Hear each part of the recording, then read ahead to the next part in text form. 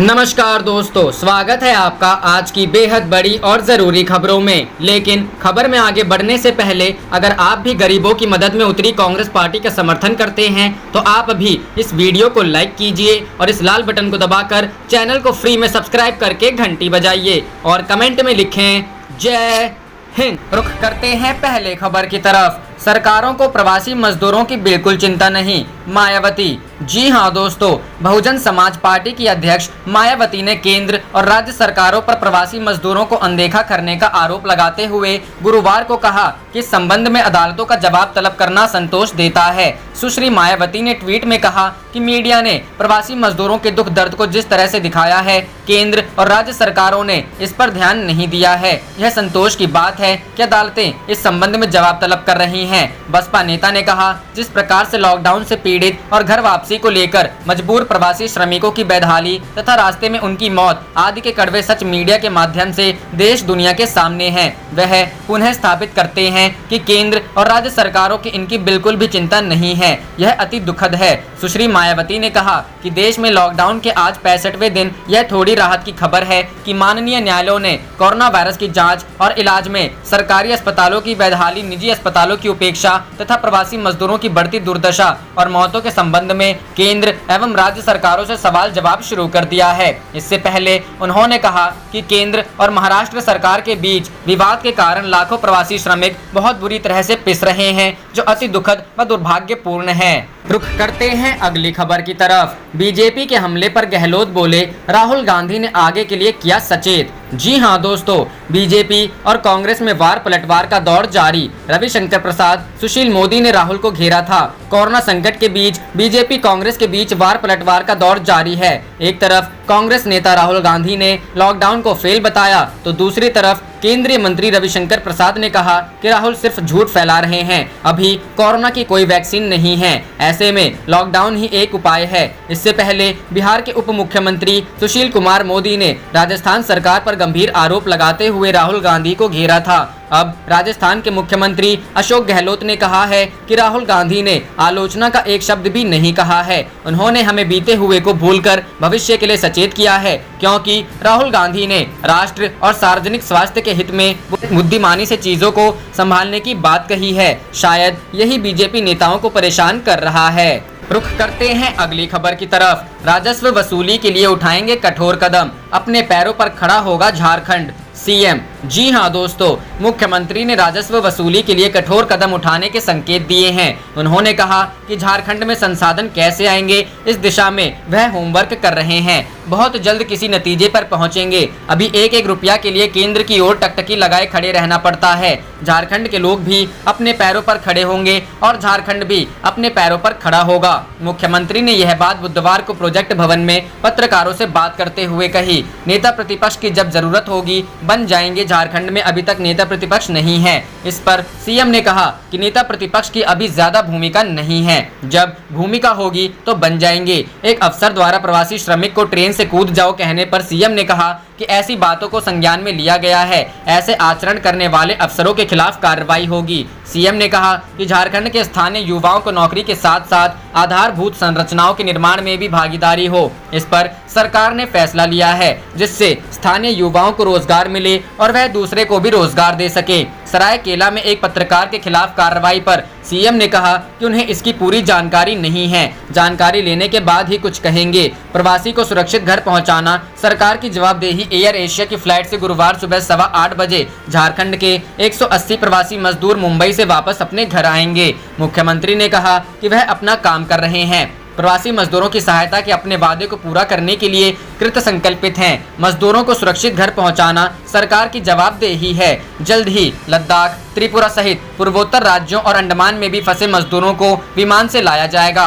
लद्दाख में border road संगठन के निदेशक ने भी सरकार को झारखंड के श्रमिकों की सुरक्षित वापसी में सहयोगी की बात कही है। ये अच्छी खबर है कि अब लोग आ रहे हैं, जो छूट रहे हैं उनको भी खोजकर किसी तरह लाएंगे। अभी राजनीति करने का वक्त नहीं है, अभी संक्रमण से बाहर निकलने का और मजदूरों के मन में जो डर है उसे खत्म करने का है। अभी अंडमान में भी लोग फंसे हैं, उन्हें लाने के लिए बातचीत चल रही है।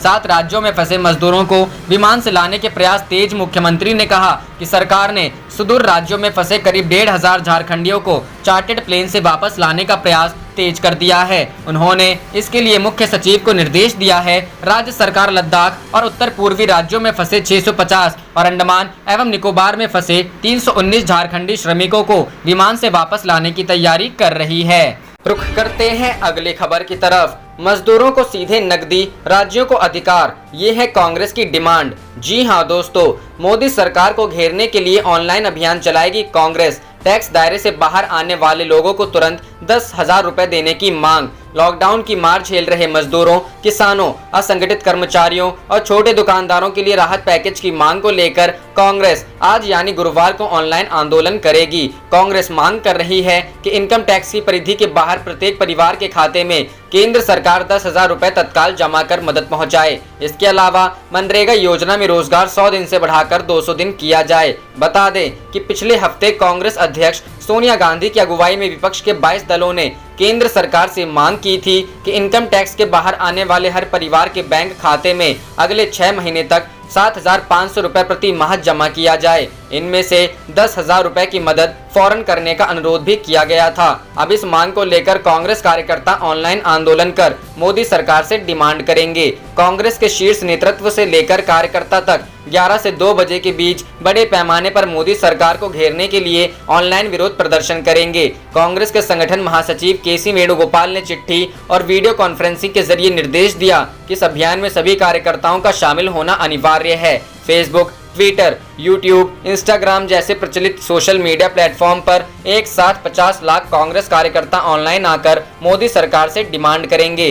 कांग्रेस ऑनलाइन अभियान के जरिए किसानों, मजदूरों, छोटे व्यापारियों, असंगठित क्षेत्र के कर्मचारियों के मुद्दों को उठाकर मोदी सरकार को घेरने की कवायद है। कांग्रेस अपनी मांग को लेकर बड़े पैमाने पर ट्रेंड सेट करने की कोशिश कर रही है।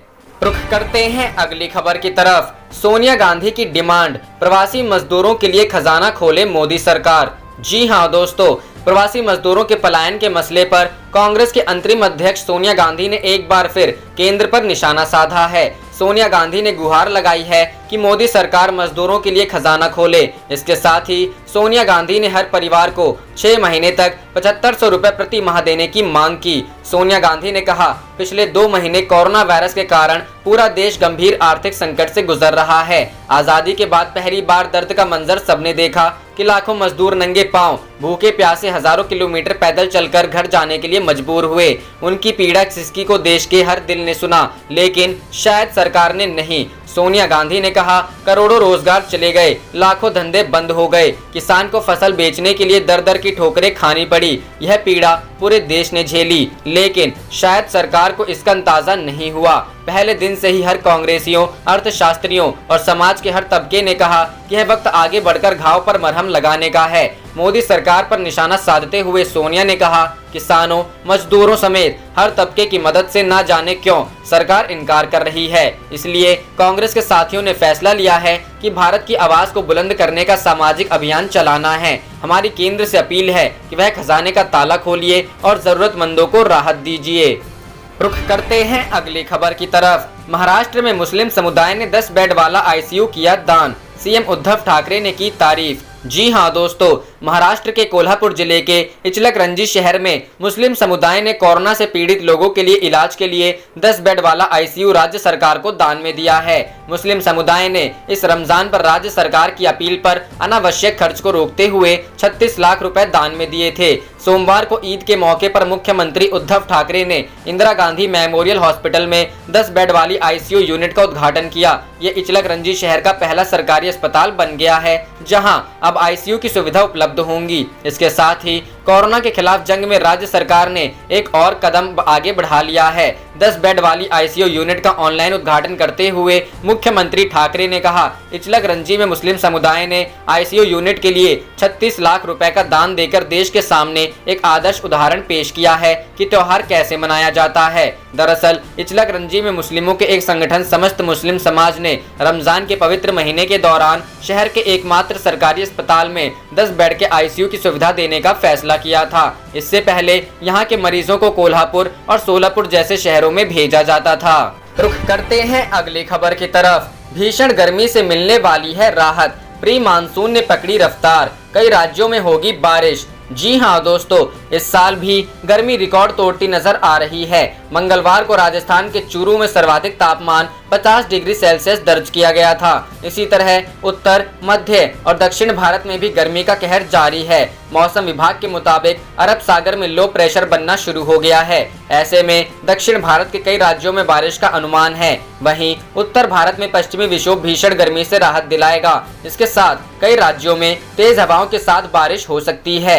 मौसम वैज्ञानिकों के मुताबिक अरब सागर में 2 लो प्रेशर एरिया शुक्रवार और रविवार को बन सकते हैं, जिसमें एक दक्षिण पूर्व और पूर्व मध्य भाग में है, जबकि दूसरा पश्चिम मध्य और दक्षिण पश्चिम भाग में है। ये low pressure area pre monsoon को और गति देगा। इसके साथ ही केरल डिजास्टर मैनेजमेंट अथॉरिटी ने समुद्र में गुरुवार रात से सभी गतिविधियों पर रोक लगा दी है। साथ ही जो मछुआरे समुद्र में हैं, उन्हें भी वापस आने को कहा गया है।